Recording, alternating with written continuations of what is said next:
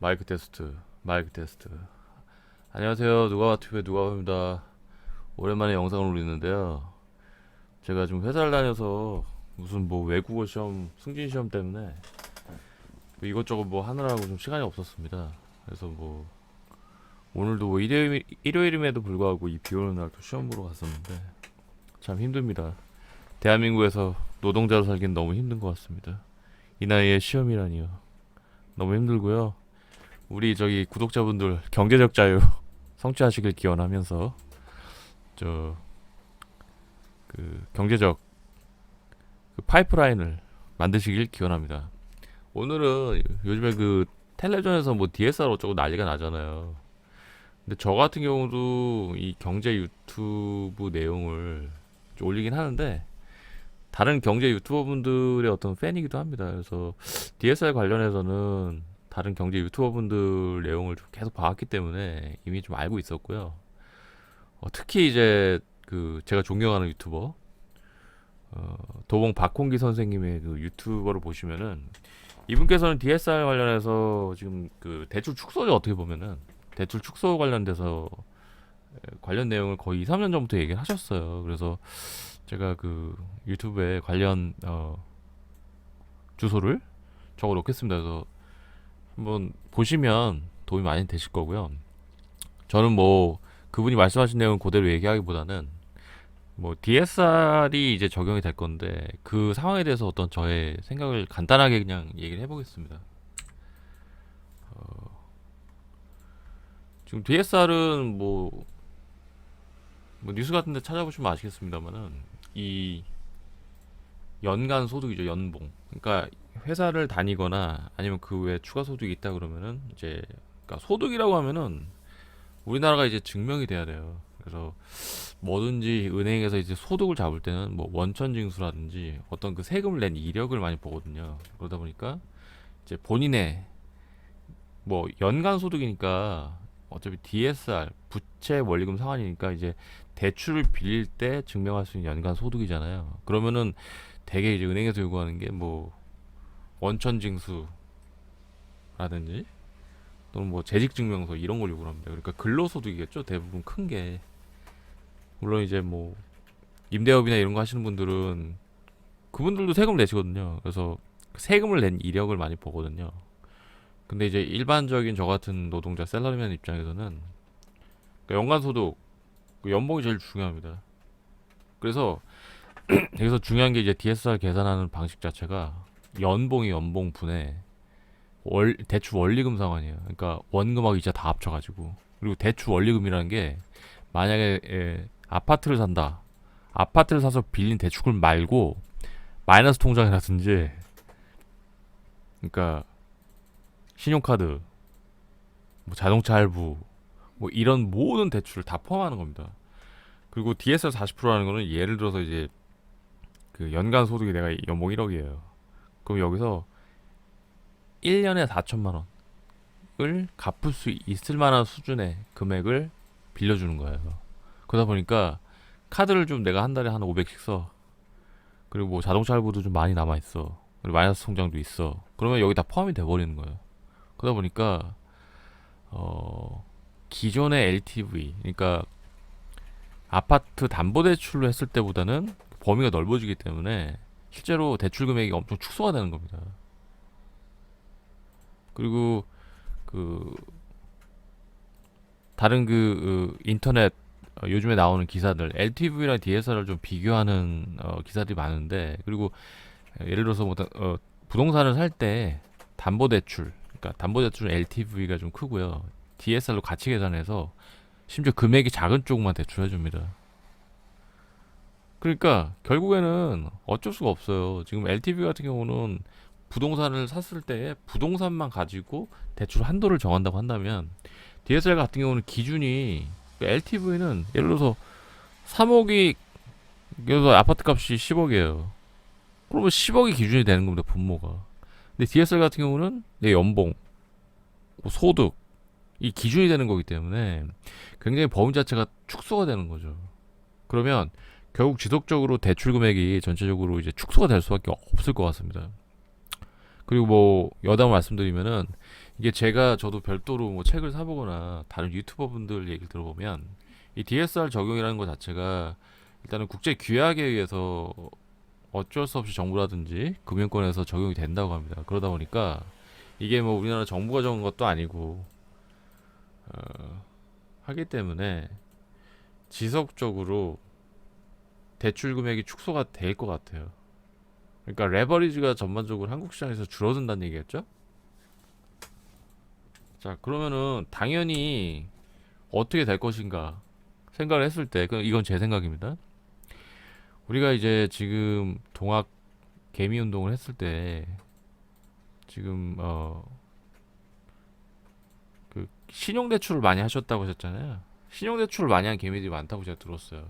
원래 돈이 많은 사람도 많겠지만은 신용 대출, 개인 신용, 그러니까 개인 신용은 되게 이제 연봉 가지고 계산하거든요. 그럼 개인 신용 가지고 대출했단 말이죠. 그럼 이거를 대출 금액, 개인 신용 금액 자체가 또 이제 갚아야 됩니다. 또 급격하게. 그러면은 이 개인 신용으로 돈을 빌린 개미들이 주식을 샀어요. 그럼 그 돈을 갚아야 돼. 그럼 어떡 합니까? 돈을 빼겠죠. 그래서 제가 볼 때는 좀 주식 시장이 지속적으로 좀 안 좋아지지 않을까 뭐 그런 생각이 들고, 그리고 부동산 가격 자체도 실제로 어떻게 보면은 유동성이 좀 들어가야 되거든요. 그 자기 돈 갖고 부동산 사는 분은 거의 없죠, 사실은. 특히 아파트 같은 경우에. 그러다 보니까 부동산 대출 자체가 축소가 되기 때문에 그 아파트 가격 자체도 좀 많이 오르기는 어렵지 않을까. 그리고 분양 자체도 좀 잘 안 되지 않을까. 그런 생각이 좀 들어요. 예. 그리고 부동산 경매 물량실. 그러니까 부동산 경매라는 것 자체가 대개 일반적인 아파트, 뭐 특수물건은 좀 다르겠습니다만 일반적인 아파트 같은 경우는 그 담보대출을 받은 후에 어떤 지속적 이자라든지 원금 상환이 좀 안 됐을 경우에 은행에서 주로 그것을 그 경매에다가 그냥 넘겨버리는 경우가 많거든요.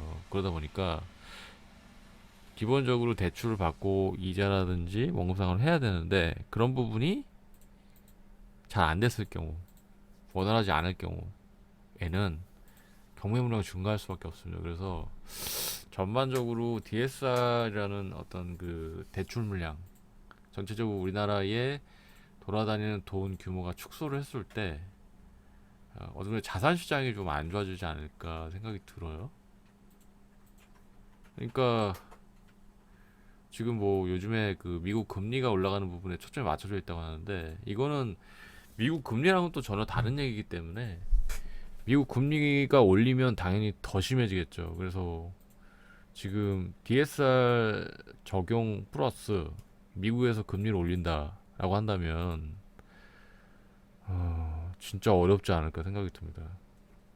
우리가 사실은 어떤 그 돈을 빌려가지고 주식을 해서 손해를 보신 분이 솔직히 뭐 하소연을 못 하잖아요. 뭐 정부에서 해줄 수 있는 거 없잖아요, 이 사람이. 그리고 부동산 가격, 자산 가격이 하락했다. 이거 뭐 나라에서 해줄 수 있는 게 없습니다. 도와줄 사람이 없어요. 그리고 3번에 뭐 내 재산이 경매로 넘어갔다. 뭐 할 수 있는 게 없습니다. 그래서 아, 아무리 생각해도 경제가 좀 안 좋은 쪽으로 갈 수밖에 없습니다. 그러니까 DSR이라는 것이 대출 금액 축소, 유동성, 돈 양이 줄어드는 부분이고, 근데 반대로 요즘엔 뭐 재난지원금을 뿌린다는 것 자체가 그 한국 시장 쪽에 돈을 뿌린다는 내용이거든요. 그러다 보니까 정부 정책에서는 돈을 어떻게든 뿌려가지고 경제를 돌리려고 하지만 즉 금융 시스템 자체는 그 돈을 금액이 줄어들기 때문에 경제가 축소할 수밖에 없는 구조로 가고 있다는 거죠. 그게 저는 딜레마고요. 딜레마라고 생각을 하고 이 대출에 대해서 또 제가 좀 할 말이 있습니다만은 제가 2008년도에 그 미네르바 선생님의 영향을 좀 받아가지고 책을 좀 많이 사본 이력이 있습니다. 거기서 이제 한때 좀 유명했던 책이 폴 크루그만 교수의 미래를 말한다라는 책이 있어요. 그러니까 주로 미국 경제사에 대한 얘기인데 거기에 되게 중요한 얘기가 나오는데 굉장히 제가 떠오른 내용이라서 좀 말씀드리는데 미국에서는 이제 흑백 갈등이 있습니다. 인종차별이 분명히 존재하는데 단순히 흑인이라고 욕하고 비아냥거리는 게 아니에요. 거기는 흑인들은 대출을 안 해준다고 합니다. 과거 옛날부터. 그러니까 뭐든지 사업을 할 때 우리가 뭐 삼성 이재용도 마찬가지입니다. 다 대출이에요. 거의 부채 비율이 거의 뭐 50% 이상으로 제가 알고 있는데, 그러니까 뭐든지 사업을 크게 하려면 대출 끼고 합니다. 뭐든지. 그리고 실제 미국 같은 데 사업을 할 때도 대출을 많이 하죠. 그런데 과거부터 흑인들은 은행에서 대출 안 해줬다고 그러더라고요. 모르겠어요. 이게 대출 담보가 없어서 그런지 모르겠는데, 대출 담보뿐만 아니라 어떤 신용 대출 적인 측면에서 흑인이라는 이유로 대출이 잘 안 되는 구조라고 하더라고요. 그래서 이 폴 크루그만 교수는 대출을 안 해주는 것 자체도 굉장히 차별적이라고 얘기를 하시더라고요. 그래서 제 생각에는 이게 DSR 적용 자체가 어떤 구조적인 문제 때문에 어쩔 수 없이 일어난다고는 하지만은 실제로 이 대출 축소되는 부분에 있어서 피해를 당하는 입장에서는 굉장히 지금 안 좋은 상황이고 거의 재난 상황이라고 저는 보고 있습니다. 그래서 지금 이 부분 대출 축소가 단순히 대출 축소가 아니고요. 전체적으로 그 대한민국 경제에서 굉장히 좀 안 좋은 방향으로 특히 서민들, 그러니까 담보가 없고 연봉이 적은 일반적인 보통 사람들, 그리고 뭐 젊은 사람들, 젊은 노동자겠죠. 이런 분들의 입장에서는 거의 재난 상황이라고 저는 보고 있고요. 그래서 이런 부분에 있어서는 뭔가 좀 굉장히 조심해야 될 부분이 있는 것 같습니다. 그래서 굉장히 좀 안 좋아질 것 같고요. 그래서 이거를 뭐 제가 솔루션을 제안하기보다는 전반적으로 좀 우리나라가 조금 어려운 상황으로 가고 있는 것 같아요. 그리고 제가 드는 생각 자체가 이 DSR과 LTV를 적용했을 때 LTV보다는 DSR을 적용한다는 것 자체가 제가 봤을 때는 물론 어떤 국제적인 협약에 의해서 이런 부분이 진행된다고는 하는데 은행 입장에서는 사실은 대출을 많이 해줘야 되거든요. 근데 이런 식으로 대출 축소를 한다는 것 자체가 저는 그렇습니다. 그러니까 LTV라는 게 담보거든요. 부동산 담보. 그럼 LTV를 무시한다는 것 자체는 혹시나 이게 음모론일 수도 있는데 은행 쪽 입장에서도 한국 부동산의 미래를 좀 부정적으로 보는 게 아닌가. 그러니까 예를 들어서 1억짜리 아파트를 1억짜리 기준으로 대출을 해줬을 때 이 가격이 1억에서 1억 5천, 2억 이렇게 올라줘야 은행도 안정적으로 이제 원금 회수라든지 이자 회수가 되는데 이게 담보가 1억인데 점점 9,500, 9천, 8천, 7천 이런 식으로 담보 가치가 떨어지게 되면은 은행에서는 사실상 이게 불량 채권이 되는 거기 때문에요. 이 은행 업무가 진행이 안 됩니다. 그러다 보니까 제가 생각할 때는 은행 쪽에서도 대한민국 부동산을 좀 부정적으로 보기 때문에 순순히 DSR 쪽으로 담보를 축소하는 방향으로 하는 게 아닌가라는 저의 개인적인 생각이 좀 들어요. 그래서 우리 구독자분들은 이런 부분에 좀 신경 쓰셔가지고 대출 관리를 좀 해주셔야 할 것 같고요. 그리고 제가 한 거의 4, 500만 원 들여서 경매를 공부한 사람 입장에서는 중요한 게 이 우리가 이거 좀 적을까요?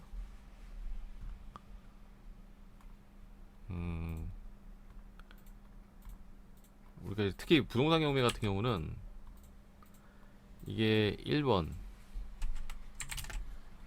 10% 계약금을 걸고 부동산 경매를 진행합니다. 그러니까 10% 정도 걸어요. 10%. 약 10%. 근데 낙찰되면 어떻게 돼요? 낙찰되면은 이제 거기 이제 법원 쪽에 아줌마들이 와요. 그 대출 아줌마들이. 그런 다음에 이제 연락처를 줍니다. 그러면은 이제 대출 아줌마, 그러니까 잔금은 대출, 잔금은 대출로 주로 하거든요.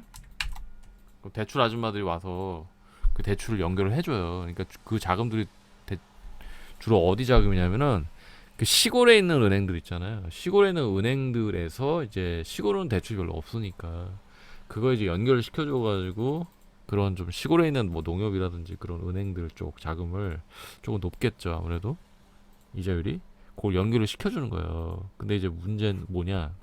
문제는 뭐냐? 근데 잔금을 못 내면 이제 취소가 됩니다. 그러니까 예를 들어서 어 내가 2억짜리 아파트를 받았어요. 근데 2천만 원을 걸고 이제 법원에서 이제 경매를 진행합니다. 근데 운 좋게 낙찰 받았어. 근데 원래 2억 5천이었는데 2억으로 받았어. 그러면은 나머지 1,800만 원을 내야 되는 거예요, 법원에다가. 그럼 내가 대출 받을 줄 알고 낙찰을 받았어요. 근데 운 좋게. 근데 분명히 내가 볼 때는 은행에서 요거 경락대금이라고 하거든요. 경락대출. 여기 DSR을 적용할 가능성이 있을 것 같습니다. 그러면은 경락대출이 안 나올 수가 있어요. 상당 이것도 심사가 들어가는 거예요 다. 근데 옛날 같은 경우에는 예를 들어서 2억 5천만 원이기 때문에 2억을 받았으면 거의 7, 80% 나왔거든요. 근데 한 2, 3년 전부터 계속 축소가 되면서 현재 DSR까지 적용이 됐기 때문에 잔금을 못 내는 상황이 될 수가 있습니다. 그럼 어떻게 되느냐? 이 계약금을 나라에서 가져갑니다. 그리고 나서 유찰이 돼버려요. 무서운 거예요 진짜. 그래서 특히 이제 경매하시는 분들은 요런 부분, 예? 요런 부분 반드시 좀 신경을 쓰셔가지고요. 여기 적어야겠다. 요런 부분은 진짜 반드시 신경 써셔가지고 그 문제 안 생기게. 잔금, 그러니까 부동산 제일 중요해 이게. 부동산 경매 시 잔금 대출 가능 여부 필수 확인 여기 이렇게 갖고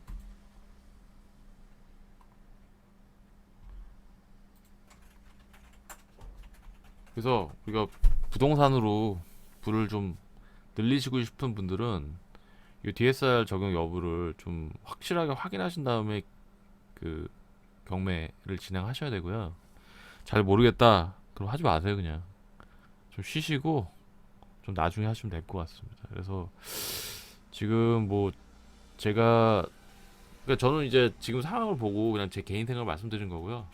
이거는 뭐 제 개인 생각이니까 참고만 부탁드리겠습니다. 그리고 지금 우리나라가 전반적으로 지금 유동성이 줄어들기 때문에 지금 어떻게 보면은 뭐 경제가 좋다고 하는데 좀 조심해야 될 시기인 것 같습니다. 그리고 제가 뭐 경제에 관련된 내용을 유튜브에 올리지만 저도 이제 경제 유튜버 분들의 어떤 팬이기 때문에 제가 그 잘 보고 있는 도봉 박홍기 선생님 채널에 대한 정보는 저 밑에 기입해 놓을 수 있도록 하겠습니다. 그래서 구독자분들이 그분 내용을 보시면 참 많이 도움이 될 것 같습니다. 그래서 이상 오늘도 이 비오는 날 시험 치러 갔다 온 대한민국의 보통 노동자 아빠 누가바튜브의 누가와였습니다. 이상입니다.